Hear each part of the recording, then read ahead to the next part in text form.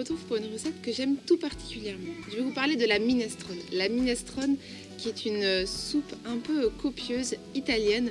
Mais quand on dit soupe, il ne faut surtout pas penser aux trucs un petit peu ennuyeux, parfois qu'on mange en hiver. Certains n'aiment pas trop la soupe parce que pour eux, c'est pas vraiment un plat à part entière. Cependant, la minestrone, elle peut vraiment vous impressionner. Déjà, c'est une soupe vraiment complète, pleine d'arômes, qui se compose de légumes de saison, soit des légumes d'hiver, soit des légumes d'été. À l'origine, en Italie, si on est dans le nord, ça se fait avec des courgettes, des pommes de terre, des carottes, du chou. Si on est dans le sud de l'Italie, ça se fait avec des poivrons, des aubergines. Ça peut se faire avec des légumes de saison que vous avez sous la main. C'est une recette qui peut se revisiter à l'infini. Il y a beaucoup de recettes de minestrone différentes. On peut y ajouter un petit peu de tofu fumé parce que parfois dans la minestrone, dans certaines minestrones, on y retrouve du jambon. On peut y ajouter un peu de levure maltée dessus ou de parmesan vegan, comme dans la recette originelle où on parsème un petit peu de parmesan juste en final touch avec un filet d'huile d'olive. On y retrouve du basilic, du persil frais, du laurier, du thym. On peut y mettre vraiment les herbes fraîches de son jardin. C'est vraiment très très savoureux. Il y a des nouilles, il peut y avoir, si on n'aime pas les nouilles, il peut y avoir du riz, il peut y avoir les toutes petites pâtes. Et il y a aussi des légumes secs comme les haricots rouges, les haricots blancs, les petits pois par exemple. Vous pouvez mettre vraiment plein de choses. C'est une soupe qui vraiment fait un déjeuner ou un dîner en globalité. L'odeur du basilic et de l'huile d'olive, c'est vraiment ce qui fait pour moi sa spécificité. C'est cet arôme, c'est pas vraiment une soupe qu'on a l'habitude de manger comme une soupe pommes de terre poireaux ou carottes ou tomates. C'est vraiment une soupe qui mijote avec des oignons, de l'ail, etc. Je vais vous donner la recette tout de suite, c'est très simple, c'est copieux, on n'a pas du tout l'impression de faire un régime.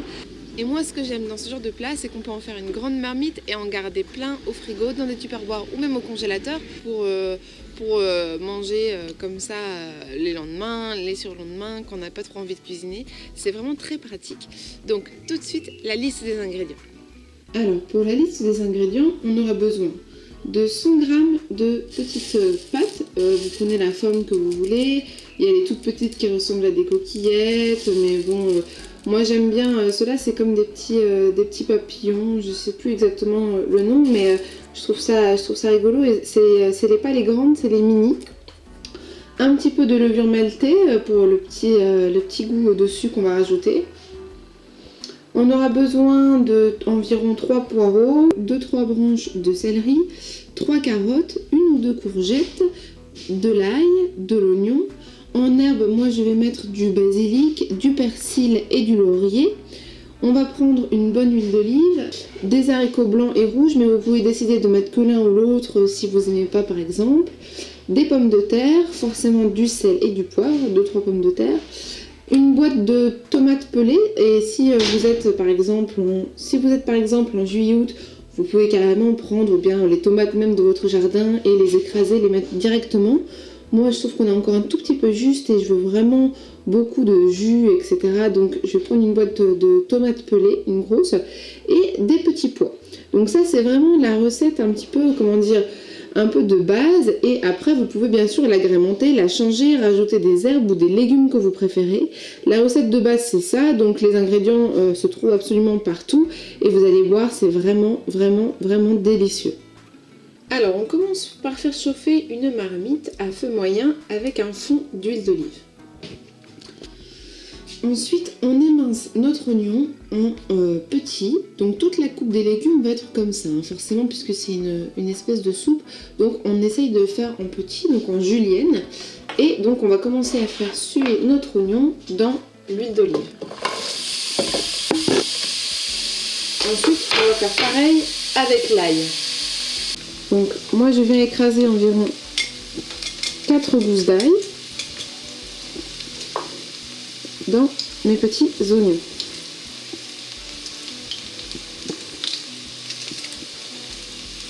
Une fois que mes oignons et mon ail ont bien coloré, je vais ajouter la totalité de ma boîte de tomates pelées. Je vais essayer de concasser légèrement les tomates.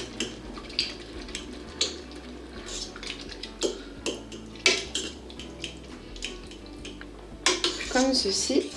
Et là, je vais commencer par ajouter mes légumes, toujours en julienne, les uns après les autres. J'ajoute ensuite mes pommes de terre coupées en cubes.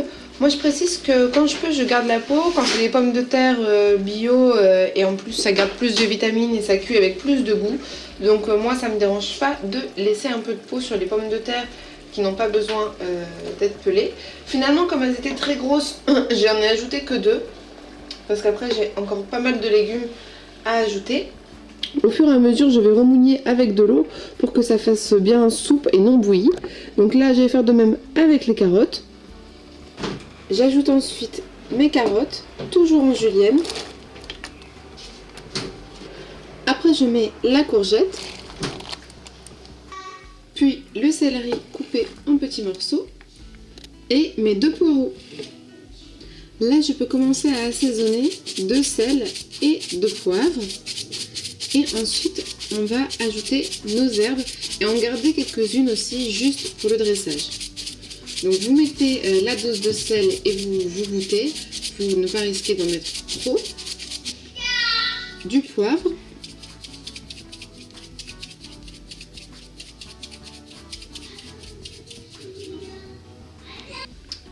Moi je vais aussi ajouter mes petits pois, comme ils sont déjà surgelés, ils vont avoir le temps de cuire avec le reste des légumes. Je mets mes feuilles de laurier que j'enlèverai à la fin avec mon persil frais haché et le basilic. Bien sûr, on pourrait y ajouter d'autres feuilles. Si vous avez dans votre jardin du romarin ou d'autres herbes que vous aimez, pourquoi pas les ajouter, ça ira forcément avec. Maintenant, on laisse frémir ça pendant une vingtaine de minutes. On laisse s'ébouillanter un petit peu le tout, que les carottes, les pommes de terre, tout ça ait le temps de cuire, de devenir tendre. Et à la fin, il ne restera plus qu'à ajouter les haricots et les nouilles et la soupe sera prête. Après 20 minutes à petit bouillon, et c'est rassuré que les pommes de terre, les carottes, les courgettes sont cuites, je vais ajouter environ un petit verre de haricots rouges et un autre de haricots blancs. J'ajoute pas la boîte entière, mais si vous voulez, vous pouvez mettre que une sorte d'haricot. Ça, c'est vraiment les goûts et les couleurs.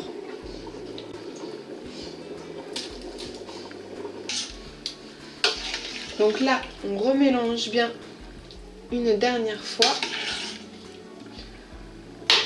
On enlève les feuilles de laurier. Hop là. Et on va ajouter les pâtes en pluie, à peu près 100 g. Si vous êtes allergique au gluten, vous pouvez tout aussi bien ajouter du riz.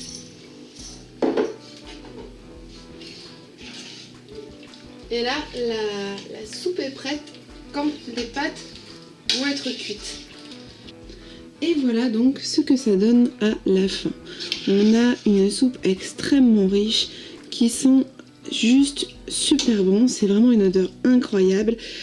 C'est une soupe copieuse, on va pas du tout la mixer, etc. Elle sent bon le basilic, les herbes. Moi j'ai même rajouté un tout petit peu d'origan avec. On a des pommes de terre, on a des carottes, des petits pois, des beans. Enfin on a vraiment de tout. On a les petites pâtes ici papillons.